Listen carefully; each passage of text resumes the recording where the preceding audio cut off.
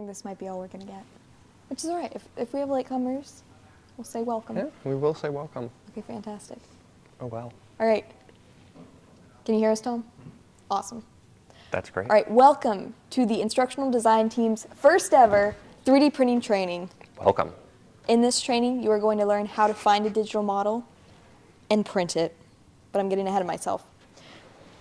We're going to understand the uses and capabilities of these 3D printers. And then you guys are going to find a digital model on your own and submit it to become a successful 3D model. All right. To print or not to print, that is the question. It is the question. It is. So lots of potential uses here at Juniata College could be, let's say you have a presentation and you'd love a physical model. Like you want a 3D print, a 3D printer for your 3D printing presentation. You can do that. It's amazing. Yes. Or creative expression classes. Maybe you have something, some sort of model, maybe, of an articulated dragon. I don't know. Pull out the straws here. You just like really find articulated dragons cute. Yes. You can bring it into reality. Mm-hmm. And many, much more. Mm-hmm. All right. So what can this printer do? Well, what we have here is the print bed. Luke, if I'm giving any wrong information, you correct me. All right. It is the print bed. It is 6 inches by 6 inches, correct? 6 inches by 6 inches, and then it can go up to a height of 6 inches. So if you wanted to print a 6 by 6 by 6 cube, you can do that. Not much more. Yeah. Your models that you can print are also going to be restricted by physical laws like gravity. You can't print something floating in the air. But beyond that, this machine can do a lot of stuff. It's pretty neat. Yep. All right.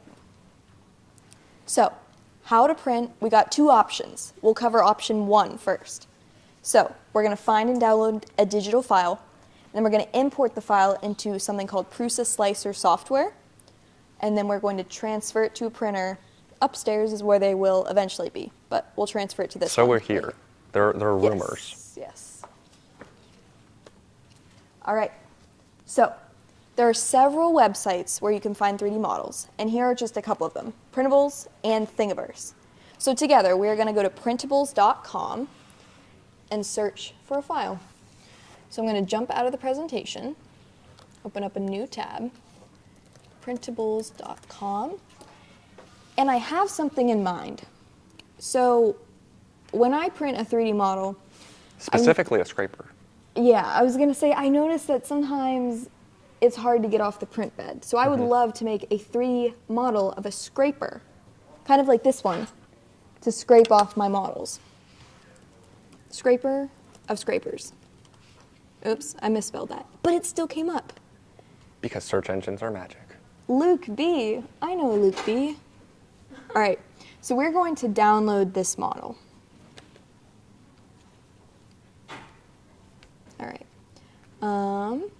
Models you download are generally going to be in the form of a .stl file, which is essentially a near universal file format for 3D models.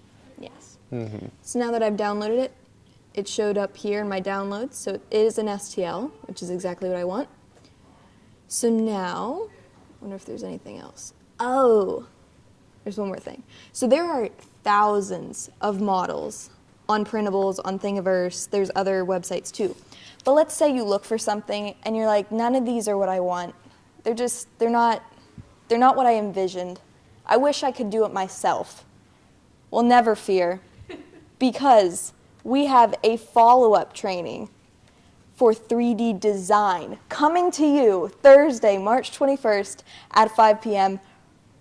Would it be right here, or would it be upstairs? You know, who knows? It's going to be upstairs. It'll be upstairs. It'll be upstairs. Yeah. We did know that. Right. So we're just going to focus on finding a model that's already constructed and printing that. But if you'd like to create your own 3D models, you should come to our training in March. All right, so let's see if I'm getting it. Okay, so we have the model. I just downloaded it, and now we have to put it into a software called Prusa Slicer. And Luke, would you explain what this software does, like what the step is for? So STL files are great because a lot of 3D modeling programs can interpret them and use them to manipulate a 3D model or create something new. Unfortunately, the printer doesn't really know what to do with an STL file, so we need a special bit of software to translate those 3D models into code that the printer can read. So when we take a STL model and put it into the slicer, it translates it into something called G-code, which is essentially just a set of instructions that tells your 3D printer how to move to print the model. All right, so we're going to go to Prusa Slicer now, which I have already downloaded on my laptop. And we have instructions for how you guys can download Prusa Slicer, which there'll be a follow-up survey after our training. If you put in your email and check off that that's something you'd like sent to you, we can do that, and it'll give you instructions for how to configure the software on your own device. Okay, so I've opened up Prusa Slicer, and all my settings are correct. I've got all my defaults up here. And so now I'm going to come up to File, top left corner, and I want to import a file. All right. So here in my downloads, I've got the scraper. We're going to open that. Sure. Should I say yes? Yeah, it's right. just, that's asking what scale it's defined in, and it's going to translate it from millimeters to inches. So it might come out a little big. You might want to scale it in the slicer to your liking, and that's something you can do. Sweet, so we'll say yes. Oh, there he is, he's big. All right, and if you'll notice a little error came up here saying that an object outside the print area was detected. So Luke, what would happen if I tried to print this now? Well, I don't even know if it would let you in the first place, but it wouldn't be pretty. Let's put it like that. Okay, so I can come over here to scale. Now all these boxes pop up, and I can, yeah, now it turned green. Yeah, and you can see here it's telling us how big this model is going to be in inches. So it's going to be 3 inches long, 1 inch, 1.6 inches wide, and 0.2 inches tall, which that sounds like a decent size, right? Decent size? Maybe a little big. I'll make it a little bit smaller. So we don't want this to take too long. Oop. How's that? That looks good. Okay. All right, so next, I think we hit slice now, right? Yeah. Okay, so once your model is to scale, and we won't get it too much into it now, but because this model won't need any supports or anything to print, Yes, it's because very it's flat simple. on the bed. Yeah, but I don't know if we have anything here that needed supports. Hey, you could talk about Our printer that. model. Essentially, there's a lot of different models there's a lot of different things that the slicer can do if you have a more complicated model. Like you can see this guy here. Well, I said you have to respect gravity, right? How did I get this to happen? Well, I printed it with supports and then took those away when the model was completed, which is something you can do. It just makes things a little bit more complex, which, maybe we'll get into that later. Yeah. At a future date, that is. Yes. Okay, so down here on the bottom right, we're going to click Slice Now. And, yep, it says hold Shift to slice and export the G-code. So it'll turn it into G-code. All right, do I click this again? Yeah, and you can see here, it's telling us how long our model is going to take. It's defined everything in instructions that the printer can read. And we're ready to export this. Okay. And, well, you're going to probably want the USB first. That would be a great idea. Let's get the USB. All right, so each of the printers will have a little USB. So I'm going to take this, plug it into my laptop. Okay, so that's there. And now I'm going to export the G-code. Probably want to if you hit the button with the USB on it, it'll export it straight to the USB. Where? This guy. That is genius. Where's my mouse? Here we go. Prusa Slicer makes things really convenient for you. All right, so that's scraper. Save. You're That's exporting. great. That's what we want. Okay, fantastic. All right, exporting finished. So now I can safely eject this.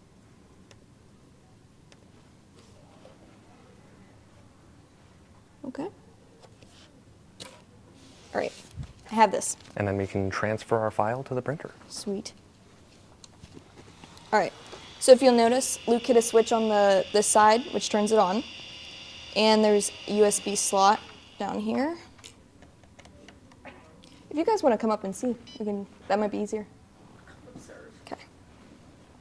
Observe the inner workings of the printer. Because we'll have to toggle on this guy. Okay.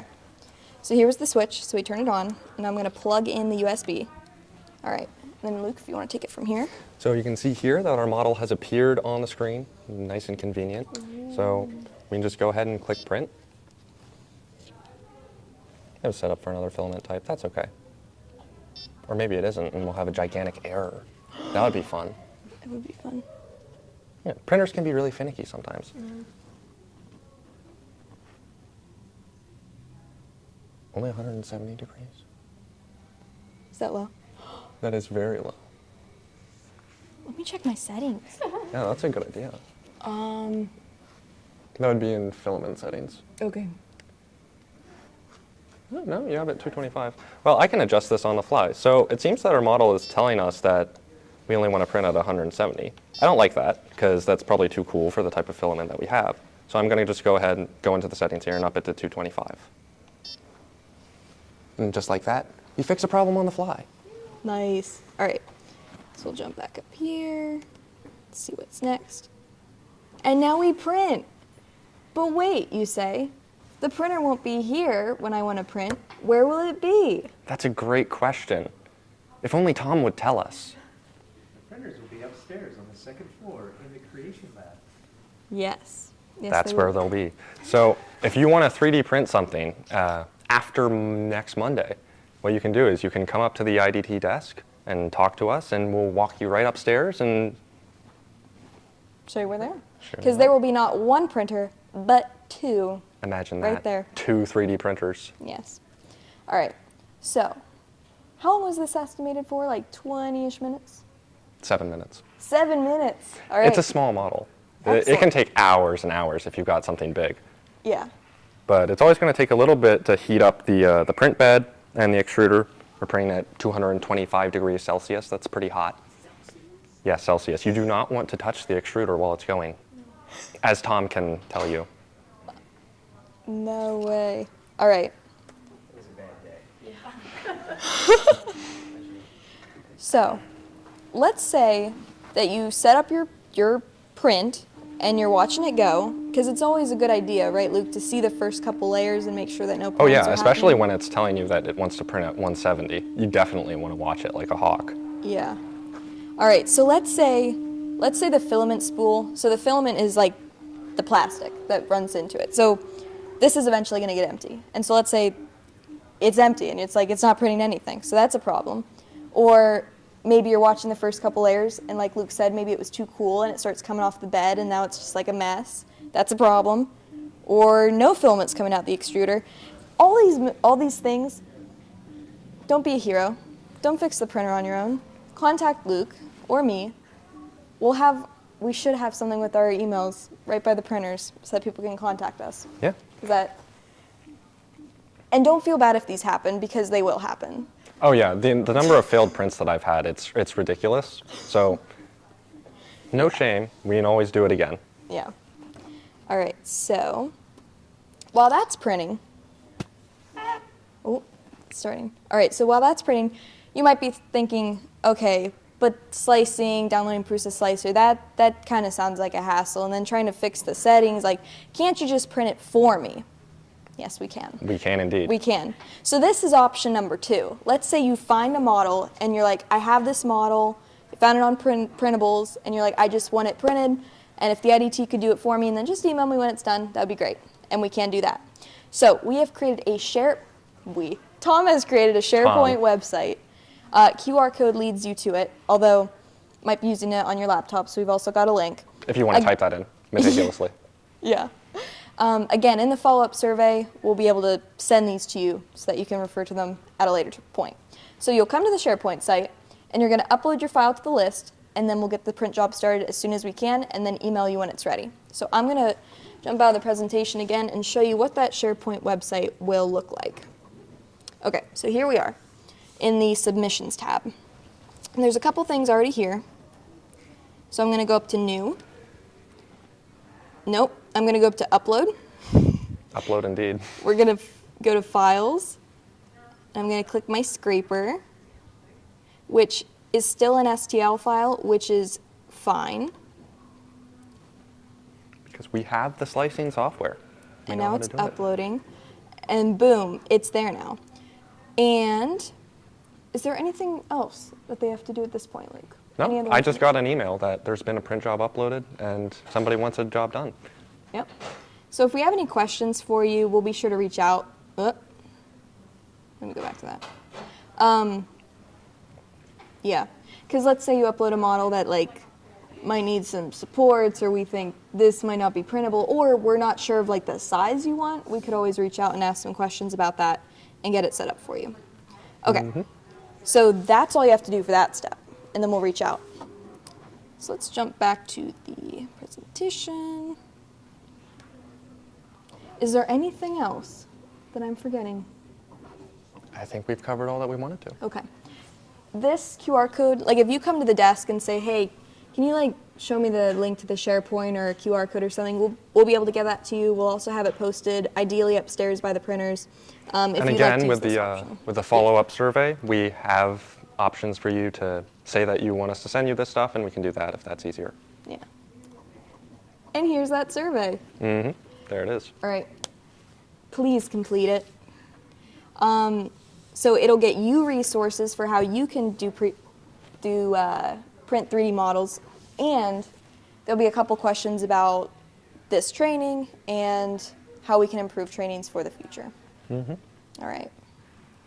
And then when you guys would like, you can come up and watch the progress, because it's already really taken shape. Yeah, it's very exciting.